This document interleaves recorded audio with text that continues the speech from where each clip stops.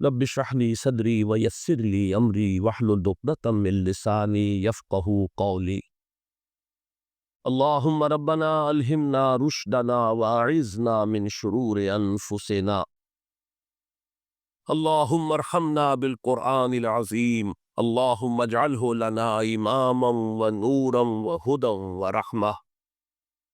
اللهم ذكرنا منه ما نسينا وعلمنا منه ما جهلنا وارزقنا تلاوته آناء الليل وآناء النهار واجعله لنا حجة یا رب العالمین آمین۔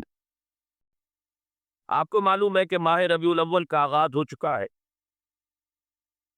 دوسری تاریخ ختم ہوئی اور آج ہم تیسری شب میں اس وقت یہاں بیٹھے ہیں۔ یہ ماہ مبارک حضور صلی اللہ علیہ وسلم کی سیرت مطہرہ سے ایک بڑا گہرا تعلق رکھتا ہے۔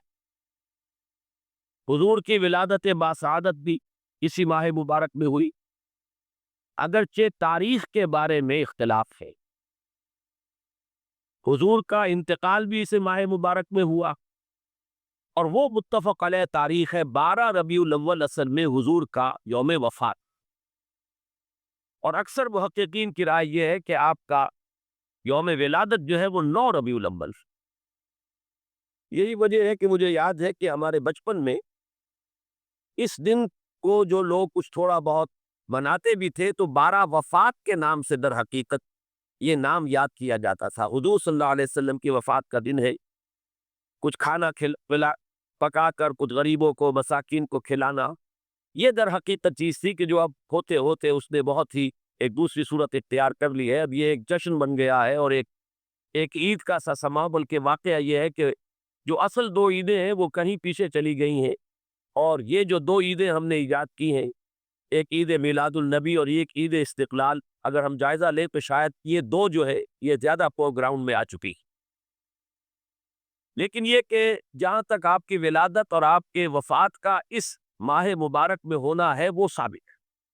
مزید برآں حضور کا ورود مدینہ منورہ میں بھی ماہ ربیع الاول میں ہوا۔ اس پہلو سے اگر اس ماہ مبارک میں ہم سیرت النبی کے مطالعے کا ایک خاص موضوع رکھیں، کسی تاریخ کے تعین کے بغیر اس مہینے کی مناسبت سے سیرت مطہرہ پر گفتگو ہو، غور و فکر ہو، اور اس میں بھی عملی پہلو سامنے ہو، اتباع کا جذبہ ہو، سمجھنا سمجھانا اس لیے ہو کہ اس پر عمل کرنا ہے، تو یقیناً یہ چیز ہمارے لیے بہت مفید ہوگی اور ہمارے بہت سے امراض کا شاید اس سے مداوع ہو سکے۔ یاخذون بسنتہ ویقتدون بامرہ ثم انہا تخلف من بعدہم خلوف۔ پھر ہمیشہ یہ ہوتا، ہر نبی کا جاننے والوں میں، پہچاننے والوں میں، ماننے والوں میں ہوا ہے، امت محمد بھی مستثنیٰ نہیں ہے۔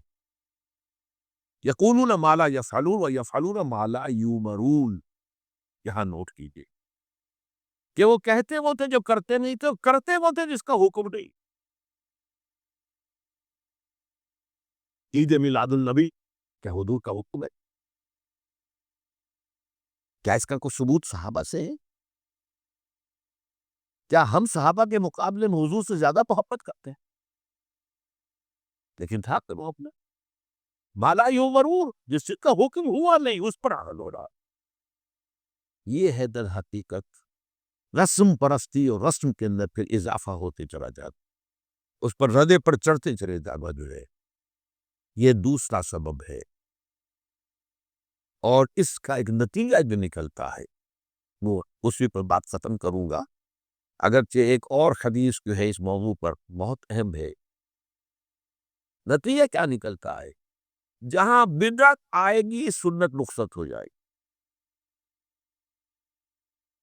اب نماز جنازہ تو کی وہ اہمیت نہیں ہوگی، نہ نماز جنازہ یاد کرنی ہے، نہ دعا یاد کرنی ہے، کچھ پتہ نہیں، جا کے کھڑے ہو گئے ہیں، وضو بھی ہے کہ نہیں ہے، لیکن قرآن خوانی میں تو جانا ہی جانا۔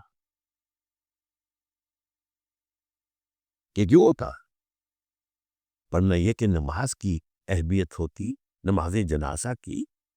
آپ اگرچہ عربی نہیں آتی لیکن ترجمہ تو اس دعا کا یاد کر لینا کوئی مشکل کام نہیں ہے، تاکہ کھڑے ہوں دل سے دعا مانگے۔ تو جہاں منت آئے گی وہاں سنت جو ہے اس کی حیثیت کم ہو جائے گی، اس کا استخفاف ہوگا یا غائب بھی پائے گی۔